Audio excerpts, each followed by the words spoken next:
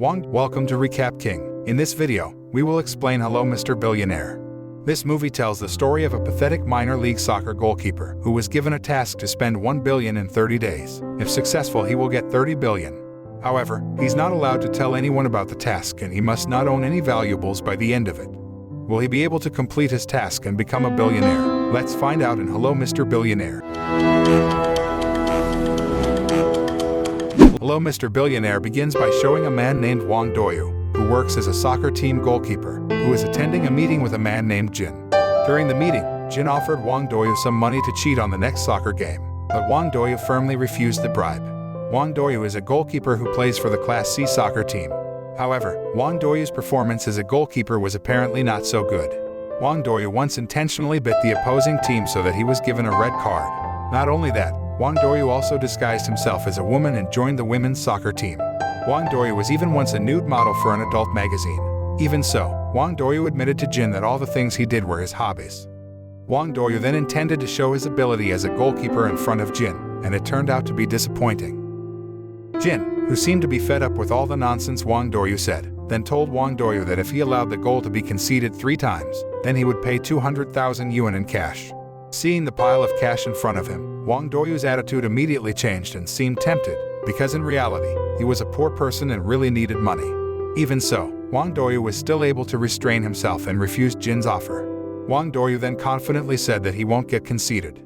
However, in reality, during the match, Wang Duo Yu's goal was conceded 5 times, so people assumed that Wang Duo Yu had received bribes from the opposing team. When the match ended, the opposing team cheered for Wang Duo Yu, who conceded 5 goals and led them to be victorious. After that, one of Wang Duo Yu's friends, a man named Qiang, intended to visit Wang Duo Yu at his house. But there was no answer. Peering from the window, Qiang saw Wang Duo Yu who looked like he was about to hang himself. The panicked Qiang rushed to break down Wang Duo Yu's door to save his friend. When he entered the house, Qiang found that Wang Duo Yu was actually changing the light bulb, not to hang himself. Qiang then took Wang Duo Yu to meet their coach to apologize for their team's defeat. Qiang believed that their coach would not expel Wang Duo Yu from the team, even though in the last match, their team lost because of Wang Duo Yu's mistake. However, after meeting with their coach, Wang Duo Yu was expelled, and the position of goalkeeper was replaced by a dog. Seeing this, Qiang got angry and threatened the coach that he would also leave the football team if Wang Duo Yu was expelled. Unexpectedly, their coach let Qiang out of the soccer team because he couldn't play soccer properly either. On the way home, Qiang looks frustrated at being kicked out of the football team. Then, Wang Duo Yu and Qiang got into a minor incident with a man pretending to be hit by their car and demanding some money. Because the man was playing the victim, Wang Duo Yu and Qiang became the target of people's tantrums, including a woman named Zia Zhu, who reported them to the police. Wang Duo Yu and Qiang were then thrown into prison. Not long after, both of them were released by Jin, who paid bail for them. Jin told Wang Duo Yu that he never meant to bribe him, and it was all just a test. Jin then took Wang Duo Yu to meet his business partner, Mr. Lai and Mr. Yin, and told Wang Duo Yu that he is the grandson of one of the richest conglomerates in Taiwan, Wang Zongyao. Wang Duo Yu turned out to be the sole heir of all the wealth belonging to the late grandfather. However, Wang Duo Yu did not necessarily get the inheritance just like that. Before his grandfather died, he put forward several conditions that must be met by Wang Duo Yu before he could receive his inheritance, one of which was to spend 1 billion yuan for 1 month. Without thinking, Wang Duo Yu immediately signed the contract and agreed to the terms. Jin informed that Wang Duo Yu would be accompanied by an accountant who would watch over him while spending the money. How surprised Wang Duo Yu was when he found out that the accountant who would accompany him was Zia Zhu, the woman who reported him to the police. The two of them got into a fight and cursed each other again. After that, Wang Duo Yu and Qiang were led to a room filled with piles of cash. Both of them immediately felt shocked and fell limp until almost collapsed. Several guards had prepared chairs for them in anticipation of this. It turned out that the 1 billion that Wang Duo Yu had to spend in 1 month was in cash. Wang Duo Yu and Qiang then hired bodyguards to take all the money, but Qiang didn't know what Wang Duo Yu was planning with all the money because Wang Duo Yu was bound by a contract that stated that he was not allowed to tell anyone about his grandfather's legacy. Accompanied by Qiang, Wang Duo Yu then went to the football club they had been defending, where Wang Duo Yu intended to buy the football club. Wang Duo Yu was laughed at by their former coach and everyone thereafter he expressed his intention to buy the football club. But then, everyone fell silent after seeing the money Wang Duo Yu had. Wang Duo Yu then flaunts his wealth to Zia Zhu, while saying that her boyfriend is not as rich as him. But Zia Zhu didn't seem to care about it. Not long after, the two arrived at a luxurious hotel in the shape of a very majestic castle. where Wang Duo Yu intended to rent the entire hotel for an entire month. Wang Duo Yu also invited Qiang, the coach, and the entire football team to stay there with him. However, when Wang Duo Yu mentioned this to the hotel manager, the man laughed at him. But again, people were silenced by all the money that Wang Duo Yu had. When Wang Duo Yu was partying with his friends at the hotel, Qiang seemed to be mocked and belittled because he was only Wang Duo Yu's subordinate. But then, Wang Duo Yu made an announcement about making Qiang the CEO of his company. Hearing this, Qiang was immediately shocked and couldn't say anything because he was happy with his appointment. In the morning, Wang Duo Yu seemed to change his appearance to be more elegant with his hair neatly trimmed. After doing a financial analysis, Xie Zhu told Wang Duo Yu that he could spend up to 1 billion yuan in 6 months. Hearing this, Wang Duo Yu was frustrated because in the agreement, he had to spend the money within 1 month. Xie Zhu then invited her boyfriend, Jiannan, to come to the hotel, where she introduced her boyfriend as a motivator who always carries the theme "Don't be enslaved by money" in every seminar. At first, Jiannan refused when Wang Duo Yu said that he would give him money. But after seeing how much money Wang Duo Yu could pay for his seminar, Jiannan immediately forgot himself and accepted Duo Yu's money happily. After sponsoring Jiannan's seminar, Wang Duo Yu also invested in several projects that were deemed unprofitable, only to spend $1 billion according to the agreement. He even had a festive party every night. The next morning, a young woman appeared to seduce Wang Duo Yu. Because Wang Duo Yu rejected the woman's presence by his side, the man felt the consequences.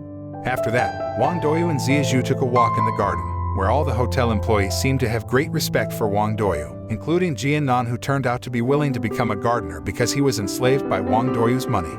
Seeing the drastic change in her lover who now puts money above all else, Xie Zhu decides to end his relationship with Jiannan. When he wanted to play golf with Mr. Yin and Mr. Lai, Wang Duo Yu again met the woman who seduced him, and found that the woman was Mr. Yin and Mr. Lai accomplice to mislead Wang Duo Yu from his deal. After that, Wang Duo Yu invited an international financial expert to stay at his hotel. However, instead of asking for advice on increasing profits and wealth, Wang Duo Yu instead asked how to spend $1 billion in 1 month's time. Hearing this ridiculous question, the financial expert felt offended and then left the hotel. Xie Zhu, knowing this, immediately became annoyed with Wang Duo Yu for wasting the opportunity to meet and receive direction from a well-known financial expert. Wang Duo Yu then chased after Xie Zhu, who left him still angry. Wang Duo Yu then tried to persuade Xie Zhu by saying that she was very important to his company. Day after day, Wang Duo Yu always started his day by wasting money, hoping that the money would run out quickly and get his inheritance soon. However, that morning, Wang Duo Yu was surprised by the news that the investment that he had made some time earlier yielded a much larger profit than expected, so that Wang Duo Yu's money increased instead. Obviously, this made Wang Duo Yu feel unhappy because now he had to work harder to spend the money. Wang Duo Yu thought about burning all the money, but he had a bad dream about his late grandfather who seemed to be terrorizing him from the afterlife. One day, Qiang brought in a man and asked Wang Duo Yu to invest in a project that the man was about to start. Wang Duo Yu immediately agreed to this and invested quite a bit.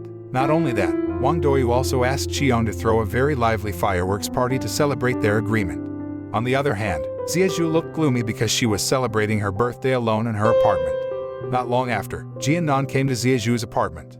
Instead of entertaining and celebrating her birthday, Jiannan openly asked Xie Zhu to persuade Wang Duo Yu to finance his book project. Hearing this, Xie Zhu immediately became furious and threw her birthday cake on Jiannan's face and kicked the man out of her apartment. That evening, Xie Zhu came to Wang Duo Yu to talk about Qiang spending quite a lot of money with his new investment. But Wang Duo Yu didn't mind it and asked Xie Zhu to talk about romantic things. After that, Wang Duo Yu ordered his men to set off fireworks throughout the city, where Xie Zhu assumed that Wang Duo Yu was celebrating her birthday.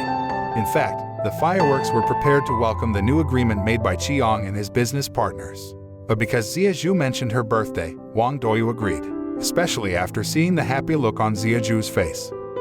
The next day, Xie Zhu became famous instead, especially after Wang Duo Yu used all the media in the entire city to celebrate Xie Zhu's birthday. Starting from displaying announcements and photos of him with Xie Zhu on billboards, distributing pamphlets, and also broadcasting them through radio and television broadcasts. Since everyone was talking about it, Xie Zhu decided to hide her face. In the evening, Wang Duo Yu surprised Xie Zhu by inviting her favorite singer to sing a special song for Xie Zhu and celebrate her birthday all night. Xie Zhu was also very happy and touched by all the things Wang Duo Yu did to celebrate her birthday. On the other hand, Mr. Yin and Mr. Lai seems to be planning something to prevent Wang Duo Yu from getting his inheritance. This time they intend to recruit Jiannan by offering him some money. The next day, Wang Duo Yu was again surprised by a lucrative investment, where this time, his money was increased by 1 billion yuan because Qiang managed to make a very profitable investment. Instantly, Wang Duo Yu felt very angry at Qiang because of this. But then, Wang Duo Yu came up with an idea to spend his money by opening up investment opportunities for people who want to lose weight, where Wang Duo Yu would give some money to anyone who managed to lose weight. Unexpectedly, this investment opportunity attracted the interest of many people, so that people flocked to exercise and strict diets to lose weight, and they could earn a lot of money from Wang Duo Yu. This method proved successful in spending quite a large amount of money, and Wang Duo Yu was also given an award for being considered to have done good to many people. After that, Wang Duo Yu and his soccer team were about to play against the top soccer team, Hangtai, and asked the citizens to support them. As expected, Wang Duo Yu's soccer team lost and conceded 9 times. However, Wang Duo Yu seemed satisfied and proud of his team and instead got a trophy for the defeat. After the match, Wang Duo Yu received a phone call and found out that Xie Zhu had been kidnapped. At first, Wang Duo Yu thought that Mr. Yin and Mr. Lai who kidnapped her, but apparently they knew nothing about the kidnapping. After that, Wang Duo Yu got a call from the kidnapper asking Wang Duo Yu to break the contract and give 10 million yen as ransom.